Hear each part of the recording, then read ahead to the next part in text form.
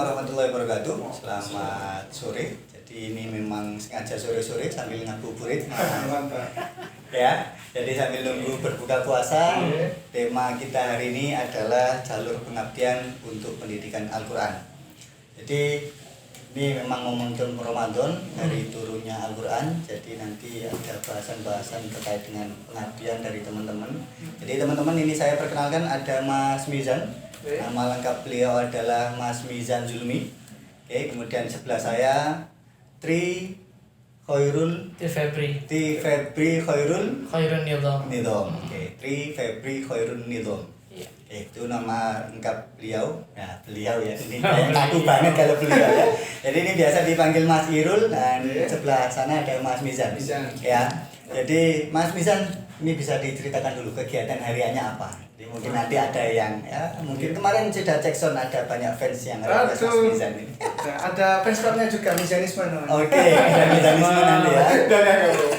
Jadi kalau kegiatan saya sehari-hari sekarang yang ngurusin Qiyai Quran. Jadi kebetulan kemarin habis wisuda S2, terus saya sempat ke Pare. Saya pulang dari Pare terus fokus ngurus Yayasan Qiyai Quran Difabel seperti itu, Mas. Sama job seeker juga sebenarnya. Oke, jadi masih cari-cari kerja dan nyari mertua seperti itu. Ya. Oke, ke Mas Mizan. Jadi Mas Mizan kemarin baru saja selesai S2, kebetulan juga beasiswa LPDP Mas ya? Iya, Oke, jadi kemarin Mas Mizan setelah lulus ke Pare, kalau lihat story-nya asik banget kayaknya ya. Jika lama nggak merasakan Pare pas Ramadanan ini, biasanya takjilnya luar biasa. Ya. Kalau Mas Irul? Iya, terima kasih sebelumnya. Assalamualaikum warahmatullahi wabarakatuh. Waalaikumsalam warahmatullahi wabarakatuh. Alhamdulillahirrahmanirrahim. Bersyukur dulu kepada Allah karena sore ini kita disempatkan untuk ngabuburit. Meskipun tadi undangannya saya terima dari Malang ya.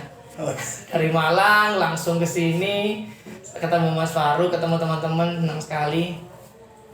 Yang kedua, untuk kegiatan sehari-hari ya tetap di bidang Quran. Saya setiap harinya ngajar di Malang, juga ngajar Quran untuk teman-teman netra. Karena masih banyak teman-teman netra yang punya Quran. Qurannya banyak, tapi yang ngajar gak ada. Nah, akhirnya dari situ terpanggil saya untuk ke Malang, ngajar Quran di Malang. Kemudian kalau di Lamongan tetap ngajar di Gereja Quran Difabel itu. Nah, jadi aktivitasnya selalu mengajar sih. Terima kasih. Oke, jadi Mas Irul ini adalah guru. Jadi beliau juga sudah lulus sarjana pendidikan. Ya. Oke, sarjana pendidikan. Dan perlu diketahui teman-teman, Mas Irul ini punya keterbatasan. Jadi itu yang melatar belakangi tema hari ini, kenapa itu menjadi menarik. Itu tadi yang dibicarakan Mas Irul. Banyak Al-Quran tapi belum banyak yang ngajar. Seperti itu. Oke, kita langsung ke tema Qiyai Quran Mas ya. Oke. Jadi dulu kenalnya, kalau dulu saya kenalnya Mas Mizan, Mas Irul ini kan di Pertuni, kumpulan tunanetra Indonesia ya, persatuan ya, Persatuan Tunanetra Indonesia, chapter Lamongan seperti itu ya. Oke, kemudian kemarin sudah berapa bulan di jalan Qiyai Quran ini? Setengah tahun. Oke, sudah setengah tahun ya, sudah setengah tahun. Alamatnya di jalan Perumahan Kusuma Bangsa. Oke, Perumahan Kusuma Bangsa. Jadi beliau berdua ini merupakan founder gitu ya, ya penggagas atau inisiator dari Qiyai Quran. Nah, kalau boleh tahu nih Mas, awalnya gimana sih sejarahnya atau historisnya terkait dengan Qiyai Quran, Mas Mizan dulu? Sebenarnya kalau yang lebih pantas menjelaskan Mas Irul, karena memang inisiasinya awal dari Mas Irul. Pengantar saja ya. Pengantar. Jadi sebenarnya saya kemarin waktu selesai sidang tesis Mas ya. Terus kebetulan saya juga aktif sebenarnya di Pertuni kan, terus sama Mas Irul juga teman dekat, sahabat seperti itu. Nah pas waktu itu saya lagi briefingnya kan, habis sidang tesis terus nggak ngapa-ngapain. Terus waktu itu saya diajak Mas Irul untuk mengurus Yayasan Qiyai Quran Difabel. Karena waktu itu memang embrionya masih kelas saja Mas. Jadi dulu kelas online, belum ada yayasan. Terus sama Mas Irul ingin dibesarkan seperti itu. Akhirnya saya kebetulan waktu itu free dan diajak untuk ngurus bareng-bareng misalnya kayak gitu. Dan sekarang alhamdulillah sudah legal hukum menjadi nama Yayasan Qiyai Quran Difabel. Yayasan Qiyai Quran Difabel. Yes. Mas Irul, monggo kalau mau Bismillahirrahmanirrahim. Seperti yang saya katakan tadi, banyaknya Quran dan sedikitnya pengajar itu timbul rasa untuk menggagas suatu wadah, suatu tempat yang itu memang benar-benar menjadi tempat yang bermanfaat. Jadi pertama kali saya mendirikan kelas online, membuat kelas online dengan teman-teman yang lain karena era-eranya lagi ngehits-ngehitsnya virtual, ya sudah akhirnya ayo ngaji tapi virtual gitu kan. Nah kemudian berikutnya lama-kelamaan semakin kebutuhan itu semakin nyata, teman-teman semakin tertarik dengan pembelajaran Quran, sedangkan di dalam Al-Quran pun Allah tidak membatasi netra atau enggak netranya harus belajar Quran. Enggak ada yang namanya oh netra ditoleransi, enggak usah belajar Quran, enggak ada. Tapi kalau di Al-Qur'annya kalau sudah dibilang Iqra, berarti seluruh umat Rasulullah itu semuanya Iqra, enggak peduli netra atau enggak peduli bisa lihat apa enggak. Dan Allah pun juga istilahnya berusaha untuk tidak diskriminasi gitu. Makanya kita juga teman-teman netra juga diwajibkan untuk membaca. Nah, dari situlah kelas yang semula online itu saya gagas untuk menjadi Geria Quran Difabel, yang suatu wadah untuk kita belajar Al-Quran, suatu wadah untuk teman-teman menghafalkan Quran, suatu wadah untuk bagaimana teman-teman berusaha untuk memuliakan Al-Quran. Itu sih. Oke. Ini menarik Mas ya. Jadi kalau setahu saya, kalau teman-teman difabel atau tunanetra belajar baca itu kan pakai braille ya. Oke. Nah, ini kalau online gimana kalau online? Akhirnya mau nggak mau modifikasi metodenya yang Masya Allah gitu. Oke. Nah, itu mungkin bisa jadi wawasan bagi teman-teman. Iya. Ya. Teman-teman netra itu kan identik dengan brand, identik dengan diraba. Apa-apa yang sama netra harus diraba mutlak. Ya. Itu satu. Nah, bagaimana caranya kita untuk belajar Qur'annya? Nah, akhirnya memunculkannya dengan saya membawa modul, mereka membawa modul, karena mereka awalnya mereka harus belajar braille terlebih dahulu, abjad A titik berapa sampai Z-nya titik berapa, mengenalkan lubang 1 itu di sebelah kiri, lubang 2 di bawah, 3, 4, 5, 6 contoh. Nah, kalau sudah fasih di situ, baru kita kenalkan, oh seperti ini huruf alif, oh seperti ini huruf shad, oh shad itu titik ini loh, 1, 2, 3, 4, 6 contohnya. Mungkin teman-teman kalau awam gini bingung ya, jadi mainlah ke Geria Quran biar gak bingung. Nah, kemudian nanti sebenarnya satu historical yang memang bikin saya untuk greget membuat Geria Quran itu karena masa kecil saya nggak bisa pesantren. Saya ingin sekali masuk pesantren, saya ingin sekali di dunia pesantren belajar Quran benar-benar yang punya pengajar, tetapi tidak kesampaian karena masih sedikit sekali dan masih jauh pesantren yang bisa nerima teman-teman difabel. Itu yang perlu digarisbawahi. Nah, dari situlah akhirnya Geria Quran datang di kota Lamongan. Geria Quran datang atau berdiri pertama kali di Kabupaten Lamongan ini, yang manfaatnya pun kita tidak membatasi. Manfaatnya pun nanti semoga tidak hanya masyarakat Kabupaten Lamongan yang difabel yang merasakan, tetapi bahkan seluruh Jawa Timur nanti bisa untuk menyerap program-programnya Geria Quran. Nah, kemudian saya nggak bisa nyantren. Belajar Qurannya harus riwariwi, harus ke Probolinggo, harus ke Surabaya. Karena pikiran saya seperti ini. Ketika saya meninggal, ketika ditanya sama Allah kenapa nggak belajar Quran, ketika dihisap sama Allah tentang perhitungan saya, kenapa kok sampai nggak bisa ngaji, bisa nyalahkan siapa saya? Siapa umat Rasulullah yang bisa saya salahkan? Nggak mungkin bisa disalahkan. Nah, itu sekarang yang terjadi. Banyak teman-teman yang nggak bisa ngaji, tetapi banyak teman-teman yang tidak terterima di TPQ umum. Akhirnya kalau meninggal, Allah tidak ada toleransi. Meskipun ditafsir tetap ditanya, dipergunakan untuk apa tangannya teman-teman netra? Kalau nggak untuk meraba Al-Quran. Dipergunakan apa untuk lisannya, suara-suara indahnya teman-teman netra untuk tidak, kalau nggak untuk melantunkan Al-Quran. Dan dari situlah berpikir, kalau begitu saya harus create Geria Quran nih, harus membuat Geria Quran. Tetapi nggak bisa sendirian. Akhirnya ngajak Mas Mizan, ayo kita buat satu wadah yang mulia, wadah untuk yang berdampak ke akhirat. Ya, ini teman-teman yang mendengarkan ini ya, yang agak ya, sudah bisa ngaji belum ya? Jadi itu nanti juga dihisab, kata Mas Irul tadi tidak ada pengecualian. Jadi kata Iqra itu umum, tidak ada A, B, C-nya siapa, persen proporsinya nggak ada. Itu. Oke, kalau Mas Mizan dulu awal-awal diminta Mas Irul, awalnya apa ya? Ada kendala atau gimana awalnya dulu? Biasanya kalau awal kan effortnya memang harus lebih kan, pengenalan untuk apa dan sebagainya. Jadi bisa diceritakan juga. Kalau dari saya sendiri Mas ya, waktu itu karena memang ya tadi setelah saya selesai tesis, terus kebetulan Mas Irul waktu itu ada inisiasi bikin kelas online tentang Quran, belajar Quran Braille seperti itu. Dan akhirnya Mas Irul ngajak saya tahun waktu itu. Nah, terus saya tanya Mas Irul, tujuannya gimana nih Mas? Maksudnya mau dibawa ke yayasan, mau bikin apa atau apa seperti itu. Nah, Dari situ saya langsung, maksudnya udah tahu roadmapnya mau kemana nih, berarti jadikan yayasan nih. Nah, akhirnya terus saya juga ngajak tim lagi 1 orang. Kalau di yayasan biasanya kan ada 3 orang nih, ketua, sekretaris, bendahara. Nah, karena inisiatifnya Mas Irul juga, waktu itu Mas Irul akhirnya jadi ketua yayasan Al-Quran Difabel. Nah, saya di jabatan sekretaris, terus saya ngajak bendahara juga. Di awal-awalnya sih memang agak sulit, karena memang kita bertiga itu nggak ada ini background ngurus yayasan, bikin yayasan. Akhirnya belajar ke beberapa notaris ya, akhirnya ketemu 1 notaris yang benar-benar ngajarin kita mulai dari awal cara bikin yayasan seperti apa, seperti itu. Nah, akhirnya jadi itu yayasan Al-Quran Difabel. Terus kalau di kita sendiri sih ada 3 program utama ya Mas. Yang pertama adalah pembelajaran Al-Quran Braille, ini lewat pesantren. Jadi kami sekarang ada pesantren tahfidz, terus ada TPQ juga. Nah, yang kedua ini distribusi Al-Quran. Nah, distribusi Al-Quran, yang terakhir ini wakaf Al-Quran. Jadi selain wakaf juga didistribusikan seperti itu. Jadi mulai dari istilahnya apa ya, one stop Quran Braille gitu loh, one stop Al-Quran Difabel gitu. Kalau untuk Al-Quran Braille Mas, ini kalau ngomong donasi ya, mungkin nanti teman-teman ada yang ingin donasi, kira-kira budget yang dibutuhkan Al-Quran biasa dengan Al-Quran Braille tentunya lebih mahal Braille kan seperti itu. Jauh. Oke, jauh. Nah, jauhnya ini kira-kira boleh di-spill nggak harganya berapa kira-kira? Satu Al-Quran Braille itu bisa buat beli mushaf Al-Quran awas sejumlah 25 kali 100.000. Jadi 2,5 juta itu 30 buku, 30 juz itu 30 buku. Jadi satu Quran, satu mushaf itu bisa seperti kardusnya TV 21 in besarnya. Nah, tetapi dari sini apakah boleh Mas kita hanya support 1 juz dulu? Boleh. Support 1 juz kita kumpulkan, setelah 30 juz kita akan belikan.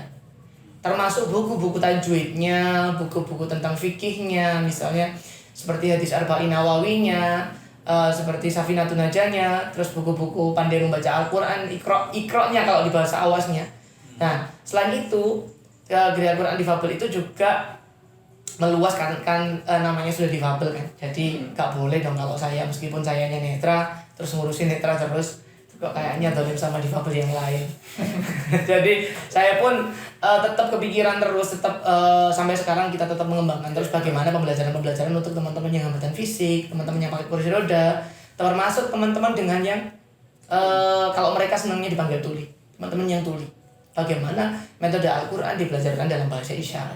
Nah, tetapi apakah saya sendiri yang mengajar? Tentu tidak. Tadi ada teman-teman yang lain. Nanti makanya semoga Gereja Al-Quran nanti kebermanfaatnya sampai di mana-mana. Gitu. Kalau sekarang pengajarnya berapa ini Mas? Sekarang pengajarnya ada 4. Ada 4 ya? Yeah, karena kita ada TPQ di Sambeng, di daerah Lamongan Selatan. Dan memungkinkan lagi untuk setelah Lebaran insya Allah kita meluas lagi, membuka TPQ di beberapa kecamatan lagi. Termasuk kabupaten ya Mas ya? Ada kabupaten lain. Bahkan nanti rencananya karena saya asli Lamongan, makanya Gereja Quran saya didirikan di Lamongan. Saya dipinterkan di Malang, makanya Gereja Quran akan saya bawa ke Malang. Jadi mohon doanya untuk para teman-teman subscriber sekalian atau teman-teman yang dengarkan sekalian, semoga nanti dapat dikembangkan dimanapun Gereja Quran. Dapat menjadi rumah Quran, rumahnya penghafal Al-Quran, tapi untuk teman-teman difabel. Jadi sementara ini fokus ke netra atau memang sudah ada teman-teman lain juga? 1 tahun ini fokus ke netra. Tahun pertama fokus ke netra. So setelah ini kita nyoba yang tuli tadi Mas, karena sudah ada metodenya, terus untuk pengajarnya juga sudah ada untuk yang tuli tadi. Oke. Kalau tuli mungkin bisa dikasih bocoran Mas kayak mungkin ada teman-teman yang jauh di sana. Kalau metode untuk yang tunarungu seperti apa? Untuk metode teman yang tuli itu akan diisyaratkan. Jadi Qur'annya itu nanti membacanya bukan dengan lisan tetapi dengan bahasa isyarat. Dengan bahasa isyarat. Kemudian mushafnya apakah sama? Mushafnya juga bisa pakai mushaf Quran awas, tetapi setiap ayat, setiap hurufnya nanti akan ada isyaratnya. Jadi semuanya nanti akan dibahasa isyaratkan. Jadi kalau saya garis bawahi metodenya meskipun tunarungu atau tunanetra itu pengenalan hurufnya dulu ya. Ya. Baru ke makhorijul huruf, Tetap baru nanti ke makhrajnya, ke tajwidnya seperti itu ya. nanti ke tajwidnya. Jadi pengenalan hurufnya ini yang Ya. memang perlu adaptasi ya. Banget. Pakai banget lagi ya. Pakai banget lagi. Adaptasi pakai banget. Makanya tadi ketika online ini braille maksudnya gimana gitu kan. Jangan Al-Qur'annya dikirim ke sana dulu modulnya ya. Iya, jangankan yang interview saya pun namanya juga bingung. Kita apakan nih kira-kira? Ini saya apakan ya? Oh, ya udah modulnya dikirim dulu. Jadi modulnya kita distribusikan dulu satu. Setelah modulnya, oh berarti nanti gimana caranya? Oh ya, mulai halaman awal dulu kita kenalkan dulu objeknya. Objeknya udah kenal, baru hijaiyahnya yang dikenalkan. Gitu. Oke, kalau capaian hari ini Mas, maksudnya teman-teman peserta didik, nah, teman-teman yang di Kriya Quran sudah ada yang hafal 1 juz atau mungkin ada yang sudah 30 juz. Kalau di Kriya Quran sendiri sekarang, karena kita memang balik lagi teman-teman itu akhirnya ditalkin, dibacakan dulu baru nanti menirukan. Ada yang memang sudah 1 juz hafal, alhamdulillah. Tetapi untuk pengajarnya ini kemarin kita pun Kriya Quran juga melibatkan pengajar-pengajar yang non difabel. Biar apa? Biar inklusivitas di bidang Qurannya itu tetap terlihat, tetap tampak. Jadi kita pengajarnya tetap melibatkan teman-teman yang non difabel, staf kita juga ada beberapa yang non difabel juga. Nah, tetapi pengajarnya yang netra itu juga sudah hafal insyaallah sekitar 5 juz lah untuk pengajar yang setiap hari di TPQ sampai. Kalau untuk pengajar tahfidznya yang untuk di pesantrennya itu sudah hafal 30 juz. Jadi kita memang secara apa ya, maksudnya kita levelnya kan pesantren nih, jadi benar-benar harus istilahnya sertifikat lah ya. Jadi untuk pengajarnya pun harus yang benar-benar hafal 30 juz dan ada sanadnya yang jelas kayak gitu kan. Biasanya kan ada hafal 30 juz tapi sanadnya gimana nih? Nah, kita benar-benar nyari sanadnya yang jelas kayak gitu. Nah, memang agak sulit juga sih, maksudnya mungkin kalau untuk teman-teman yang non difabel kan ketika menghafal Al-Qur'an lebih mudah karena mungkin membaca terus menghafalkan kayak gitu kan. Nah, kalau teman-teman difabel mungkin ada sedikit kendala karena memang bacanya juga apa ya, kan nggak semudah teman-teman yang melihat seperti itu Mas. Ada caranya sendiri untuk meraba gitu. Jadi hambatannya mungkin seperti itu. Itu mungkin teman-teman Alfa juga hari ini itu ya. Kok main-main ke Kriya Quran nanti kita belajar. Jadi teman-teman yang punya keterbatasan aja berusaha lebih, mungkin itu menjadi langkah ataupun menjadi cerita buat kita untuk bisa lebih bersyukur, mensyukuri nikmat bisa membaca Al-Quran seperti itu. Untuk harapan terbesar biasanya kalau kita mendirikan sesuatu, mem-create sesuatu itu kan punya harapan. Jadi Mas Irwan sudah, kalau Mas Mizan seperti apa harapannya dengan adanya Kriya Quran? Oke. Karena memang jujur saya sendiri bukan alumni pesantren, istilahnya ilmu agama saya juga nggak terlalu istilahnya tinggi ya, maksudnya cetak gitu Mas ya. Cuma saya punya mimpi, paling nggak biasanya kan kadang orang-orang yang sudah tua gitu kan, biasanya baru kepikiran buat yayasan, buat berbuat baik, mungkin ada uang yang cukup terus didirikan yayasan, buat kebaikan, akhirnya kebaikannya kemana-mana. Nah, saya ingin mulai itu sejak muda, jadi istilahnya kita investasinya mulai sekarang. Nah, kalau kita nunggu tua, nunggu harta kita banyak, nunggu pensiun, terus kita bikin suatu hal yang baik untuk umat. Nah, kalau dari saya sih biasanya sekarang. Nah, investasinya apa itu tadi? Bikin yayasan Kriya Quran difabel. Ya walaupun saya bukan tahfidz ya, bukan penghafal Al-Quran, tapi saya ingin teman-teman, saya juga sekarang lagi proses seperti itu, dan saya ingin teman-teman netra, terutama difabel juga seperti itu bisa hafal Al-Quran seperti itu. Nanti keberlanjutannya kan sampai anak cucu dan sebagainya. Gitu sih Mas. Kalau bisa sih Indonesia sih Mas. Semoga Mas ya. Amin. Kriya Quran Indonesia seperti itu ya. Oke, jadi Mas Mizan tadi kalau boleh saya garis bawahi, ya kalau sampai tua kan seperti itu. Jadi jangan menunggu tua untuk meng-create sesuatu, untuk menciptakan sesuatu yang tujuannya untuk bermanfaat. Apa sih tujuan kita kalau tidak untuk bermanfaat kan seperti itu. Kalau Mas Irul ini kan memang ya bisa dibilang pelaku ya. Jadi memang Mas Irul merasakan gimana. Kalau kita mungkin masih membayangkan gimana kita pas tidak melihat seperti itu. Kalau Mas Irul kan memang pelaku ya, ketika tahu lah effortnya belajar Al-Quran seperti apa. Nah, kalau Mas Irul harapannya seperti apa? Harapan ke depan, karena Quran itu dijelaskan hudan linnas ya. Quran itu petunjuk bagi seluruh manusia. Jadi harapannya ke depan, mari waktu yang kita pergunakan ini, terutama teman-teman difabel, sebisa mungkin untuk lebih awal untuk belajar Al-Quran. Sebisa mungkin untuk lebih awal mensyukuri nikmat apa yang Allah berikan kepada kita itu untuk mempelajari kitabnya Allah, penyempurna dari 3 kitab sebelumnya itu Al-Quran. Jadi mari, meskipun teman-teman yang non difabel juga jangan malu untuk belajar, Karena saya pun di Malang itu mengajar netra usia 53 tahun baru belajar. Nah, dari situ saya pengen banyak penghafal Al-Quran yang dari kalangan difabel. Saya pengen ada imam-imam besar nanti yang berada di masjid-masjid besar, di musola-musola kampung itu penghafal Al-Quran, juga ada teman-teman difabel.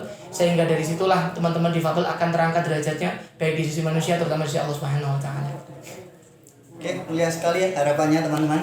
Nah, ini ada info teman-teman. Jadi teman-teman Gria Quran Difabel ini punya kegiatan di Ramadan ini. Nah, kira-kira nanti kegiatan seperti apa Mas Mizan mungkin bisa dijelaskan. Oke, baik. Jadi insya Allah nanti tanggal 22 sampai tanggal 25 April itu kami dari Yayasan Gria Quran Difabel bekerjasama dengan beberapa lembaga juga nanti akan melaksanakan pesantren Difabel, pesantren Ramadan Difabel Jawa Timur 2022. Jadi insya Allah nanti yang target kita yang ikut serta itu 30 orang dari beberapa kota di Jawa Timur, nanti kumpul di Lamongan. Lah nanti agendanya apa ya? Kita seperti pesantren Ramadan gitu, jadi ada materi-materi tentang spiritual Islam, setelah itu tadarus, tarawih bersama. Nah, kita nyari keberkahannya di sana Mas. Kalau misalkan kita ibadah bareng-bareng rame-rame kan insya Allah lebih barokah seperti itu. Nah, selain itu nanti juga ada selain spiritual juga ada pengembangan diri. Jadi kami ada salah satu agenda itu namanya Achievement Motivation Training. Jadi untuk mengembangkan atau menguatkan esteemnya teman-teman di Difabel seperti itu. Itu yang isi insya Allah juga dari Dr. Catur kalau dengan tahu ya, dari Rumah Sakit Muhammadiyah Lamongan. Kebetulan ini beliau juga pengawas kita. Pengawas di yayasan. Iya. Seperti itu. Mungkin bisa jelaskan lebih lagi sama Mas. Jadi ketika teman-teman yang non-difabel itu merasakan bagaimana kajian Sirah Nabawiyah, cerita tentang sejarahnya Rasulullah berperang seperti apa, Rasulullah berdakwah seperti apa. Di pesantren Ramadan ini kita ingin teman-teman difabel juga bisa merasakan bagaimana Rasulullah itu berperang, bagaimana Rasulullah itu berdakwah. Ada materi lagi yang kita berikan amalan amaliyah di bulan Ramadan. Jadi bagaimana amalan-amalan di bulan puasa. Kalau mungkin jenengan bisa membaca buku kecil gitu kan, bisa dibuka. Kalau teman-teman difabel kan butuh dimengertikan dulu sesuai dengan hambatannya. Jadi Pak mengajak juga untuk para teman-teman yang mungkin lagi pantengin channelnya itu kalau bahasa YouTube-nya kan. Kalau yang lagi viewersnya Alfa ini, mari kita bersama-sama menebar kebaikan. Mari kita bersama-sama untuk urunan kebaikan. Mari keluarkan sedekah terbaik teman-teman sekalian. Mungkin bisa bantu di paket makannya teman-teman pesantren 30 santri dari perwakilan kota Kabupaten se-Jawa Timur. 30 itu bisa mungkin, Mas saya mau support paket makannya cuma 15.000 kok sekali makan. Atau mungkin Mas saya mau support paket lebarannya, ada THR-nya 100.000 per satu orang. Apakah boleh support satu? Sangat boleh. Jadi mari kita semua di bulan yang suci ini, di bulan yang berkah ini, mari kita sama-sama untuk menebar kebaikan. Mari ikut serta untuk investasi akhirat. Ya, jadi teman-teman bisa dicatat tanggalnya tanggal 22 sampai 25. Jadi 22, 23, 24, 25. 4 hari Mas ya? 4 minggu sampai 1 bulan. Jadi lebaran. Jadi lebaran nanti ya. Oke, jadi selama 4 hari nanti teman-teman difabel dari Jawa Timur khususnya monggo nanti bisa join atau pantengin juga IG-nya Gria Quran Difabel. Jadi nanti bisa kontaknya nanti bisa diedit Mas ya kontaknya ya. Boleh. Ya. Kontak. Edit kontaknya, rekeningnya juga. Monggo nanti bisa ditambahkan di deskripsi. Oke, saya kira itu Mas Mizan. Jadi ini sudah waktunya berbuka puasa. Mungkin hari ini hari yang sangat mencerahkan bagi kita semua. Jadi teman-teman Alfa Learning Space ini memang ya kalau dibanding teman-teman Gria Quran Difabel ngajinya masih kurang gitu. Jadi mungkin hari ini saling melengkapi kita hari ini. Siraman rohani bagi teman-teman ini. Saya ngundang teman podcast datangnya siraman rohani ya. Jadi itu tadi kita bersyukur mungkin kita punya kelebihan dan bisa memanfaatkan itu lebih baik lagi. Kita lihat teman-teman yang punya keterbatasan effortnya tadi diceritakan Mas Irul, ya saya sendiri kalau membayangkan online-nya gimana kan ya. Kalau kemarin kayak undang guru-guru itu kan mereka juga apa ya bahasa Lamongannya sambat. Pembelajaran daring itu kayak gini lah, ini kalau difabel. Padahal buat non difabel ya. Iya. Belum difabel tuh. Nah, kalau difabel gimana kan seperti itu. Masya Allah effortnya. Jadi itu teman-teman ayo disyukuri ini hari kelahiran atau diturunkannya Al-Quran. Ya, nanti teman-teman bisa juga berdonasi mumpung bulan berkah. di tanggal 22 sampai 25 sebelum tanggal itu monggo bisa menghubungi Mas Irul atau Mas Bizan atau bisa DM nanti kita bantu untuk mendonasikan juga gitu Mas Bizan. Terima kasih Mas Irul. Sama-sama. Kita lanjut di meja makan. Terima kasih. Terima kasih banyak untuk Saya mohon maaf kalau ada yang kurang. Iya. Jadi mungkin kita bisa berkolaborasi lebih lanjut nanti mau gimana nya gitu Gantian diundang. Gantian diundang ya. Jangan main ke podcastnya Krian. Ya, pokoknya jangan diminta untuk siraman rohani. Oh, iya. Oke, saya kira itu. Terima kasih. Iya. Assalamualaikum warahmatullahi wabarakatuh. Waalaikumsalam.